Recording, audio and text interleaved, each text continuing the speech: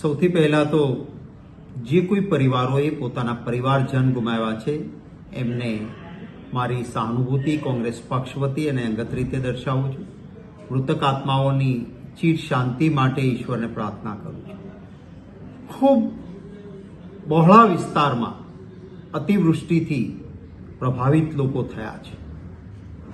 કેટલીક જગ્યાએ આજે પણ વડોદરામાં, જામનગરમાં, કચ્છના કેટલાય ગામડાઓમાં લોકો પારાવાર મુશ્કેલીનો સામનો કરી રહ્યા છે.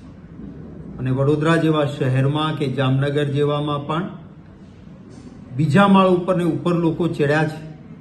એમને શુદ્ધ પીવાનું પાણી કે એમના મોબાઈલ પણ ચાર્જ ન કરી શકે એ માટે ઇલેક્ટ્રિસિટી પણ નથી.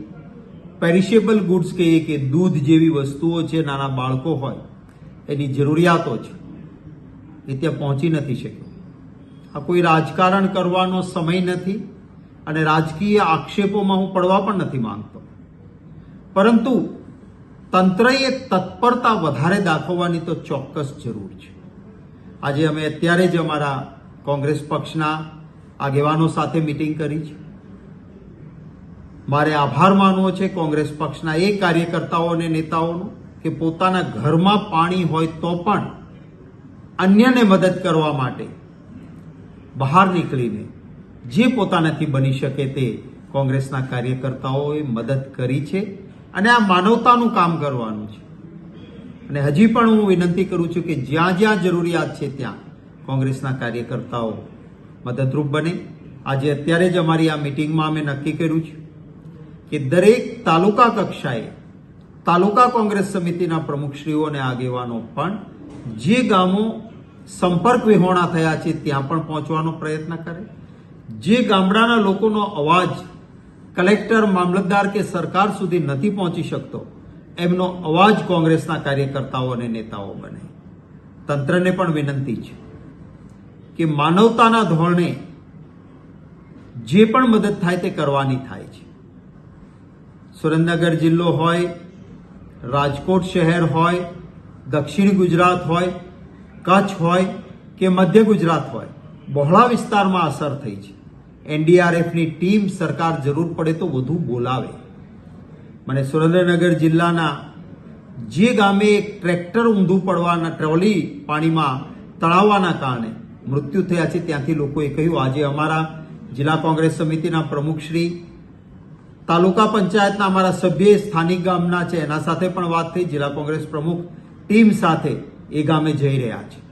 ત્યાંથી લોકોએ કહ્યું કે સરકારની ટીમ હતી પરંતુ ગુમ થયેલા લોકોને શોધવાની બદલે બીજે જતા રહ્યા. ગામના લોકોએ જાત મહેનત કરીને ગઈકાલે 3 ડેડ બોડી શોધ્યા. આ પ્રકારની પદ્ધતિ બરાબર નથી. કચ્છમાં પણ આ જ પરિસ્થિતિ છે. વાહન તણાયું, અંદર બેઠેલી વ્યક્તિ ગુમ છે. ભૂપેન્દ્રભાઈ એ જીપમાં બેઠેલા હતા, એમની ભાળ નથી મળી. તો એનડીઆરએફ અને ટીમે ત્યાં પુષ્કળ મહેનત કરીને શોધવું જોઈએ. સુરેન્દ્રનગર જિલ્લામાં મને આજે જ એક ફોન આવ્યો કે એક માલધારી ભાઈ પોતે ગુમ છે. તંત્રને વારંવાર કહેવા છતાં એને શોધ માટેની કોઈ પ્રવૃત્તિ નથી થતી. તાલુકા કક્ષાએ અમારી ટીમો જઈને જે કોઈ નુકસાની થઈ છે એમને મદદરૂપ થવાનો પ્રયત્ન કરશે અને દરેક તાલુકાઓમાં જે નુકસાની થઈ છે એનું સંકલન કરીને મામલતદાર ઓફિસોને આવેદનપત્રો પણ તાલુકા કક્ષાએથી આપીશું. જુદા જુદા વિસ્તારોમાં જ્યાં જરૂરિયાત છે ત્યાં ફૂડ પેકેટનું વિતરણ, પાણીનું વિતરણ, દૂધનું વિતરણ એ કોંગ્રેસના કાર્યકર્તાઓ કરે છે. એમનો આભાર. અને હજી જે પહોંચી શકતા હોય ત્યાં, પોતાનાથી જે થઈ શકતું હોય ત્યાં સરકારની સાથે ખભે ખભો મિલાવીને લોકોની તકલીફ દૂર થાય એમાં કોંગ્રેસના કાર્યકર્તાઓ કામ કરશે. સરકારને પણ વિનંતી કરું છું કે ભારતીય જનતા પાર્ટીની સરકારના શાસન દરમિયાન કેશ ડોલ્સ એટલે કે રોકડ સહાય મળવી જોઈએ, એ આપવામાં આવતી નથી. ખેડૂતોના ખેતરો ધોવાઈ ગયા છે, સાવ બેહાલ થયા છે ખેડૂતો. તો એમને આશરો, એમને પુનઃવસન માટે ભૂતકાળની કોંગ્રેસની સરકારો જમીન વિકાસ નિગમ મારફત આવા સમયે નવસાધ્ય ખેતીને કરી આપતા હતા. એ કામ થવું જોઈએ. બિયારણ માટે પાક નુકસાન થયું છે તો એની સહાય તગાવી તરીકે આપવામાં આવતી હતી એ રીતે અપાય એની પણ હું માંગણી કરું છું.